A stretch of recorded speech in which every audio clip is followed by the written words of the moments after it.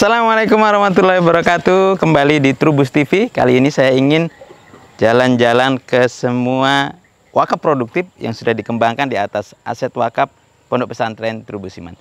Ayo kita ke budidaya vanili. Mari.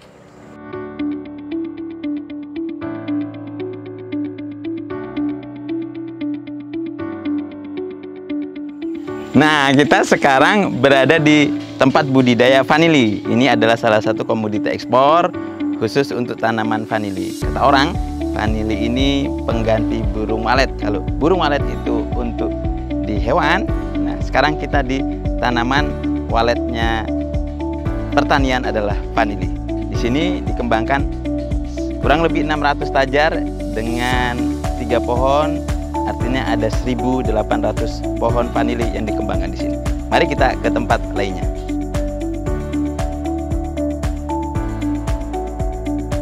Nah, kalau ini adalah tempat budidaya ikan air tawar. Di sini dikembangkan mulai dari pembenihan atau pembibitan, kemudian juga pembesaran. Berikutnya kita akan mencoba untuk mengolah berbagai bahan lokal untuk bisa menjadi pakan pembesaran di sini.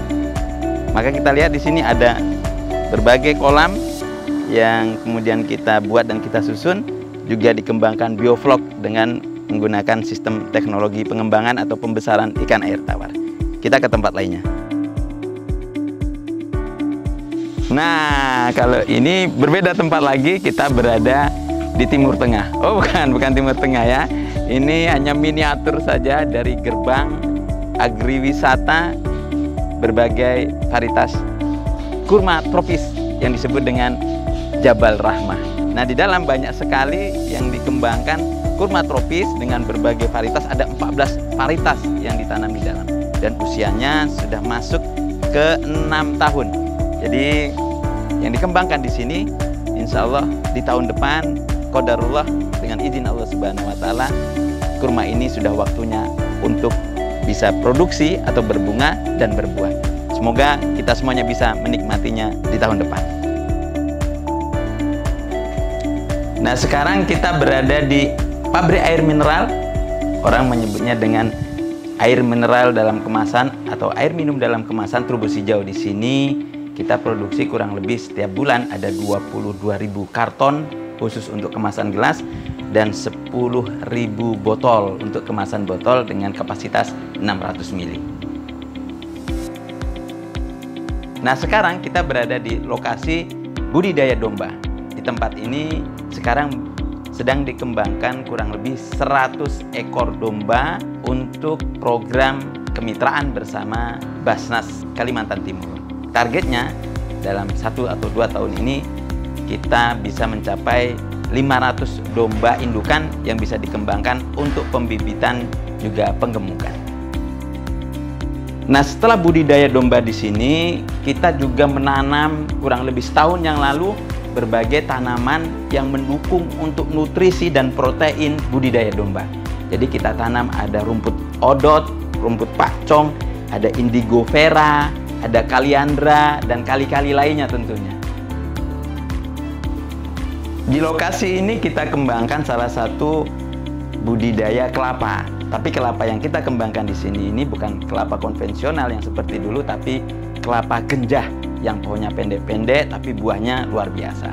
Karena di tempat kita MDPL-nya ini di bawah 600 atau tepatnya kurang lebih 45 sampai 50 mdpl. Jadi sangat mendukung untuk budidaya pohon kelapa dengan varietas genjah yang pohonnya pendek tapi buahnya bisa maksimal.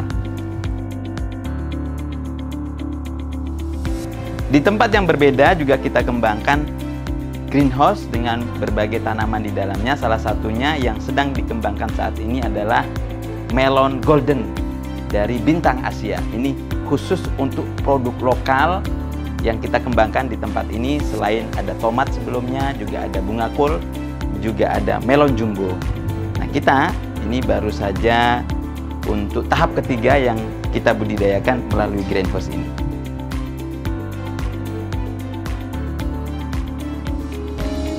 Nah, sekarang kita berada di pabrik backlog. Backlog ini adalah salah satu media yang dipergunakan untuk budidaya jamur. Setiap hari kurang lebih 800 backlog kita produksi di tempat ini. Kemudian tadi setelah dari backlog itu masuk ke area inkubasi. Setelah dinyatakan dari inkubasi bibitnya dapat berkembang dengan baik, backlog tersebut kita pindahkan di kumbung ini. Nah, di tempat inilah kemudian jamur-jamur itu akan tumbuh kurang lebih 5-6 bulan. Salah satu hilirisasi dari produk jamur adalah di Fab Lab. Di Fab Lab ini berbagai mesin untuk bisa menghasilkan karya industri. Di antaranya ada mesin penggoreng jamur dengan sistem vacuum frying. Nah, dengan suhu tertentu jamur yang kita hasilkan dari kumbung tadi kita jadikan keripik jamur dengan berbagai varietas tergantung selera dan minat masyarakat yang ada di daerah masing-masing. Di Trubus Sentra Agribisnis juga dikembangkan hortikultura lapangan. Banyak sekali yang kita kembangkan atau kita tanam di daerah ini.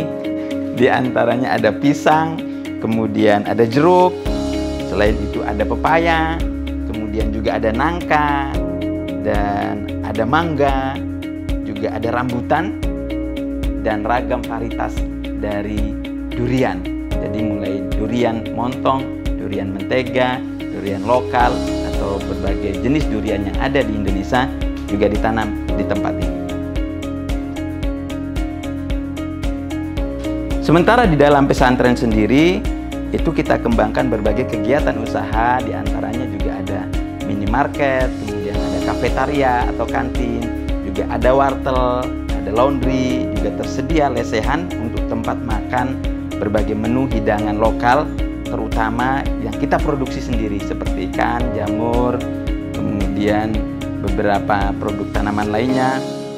Juga ada selain itu konveksi yang kita produksi khusus untuk berbagai seragam yang dibutuhkan oleh pesantren, dan tidak menutup kemungkinan konveksi ini akan kita besarkan untuk bisa melayani masyarakat di sekitar pesantren.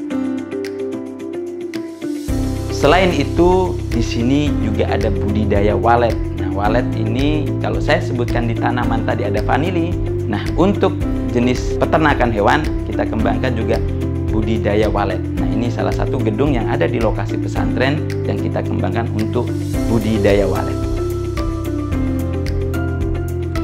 Sementara itu, kurang lebih 1 jam dari lokasi Trubus Sentra Agribisnis, kita juga memiliki lahan dengan luas 300 hektar untuk perkebunan kelapa sawit. Nah, perkebunan kelapa sawit ini memang salah satu mesin wakaf produktif yang bisa mensupport kegiatan operasional pendidikan dan pengajaran di Pondok Pesantren Trubus Iman.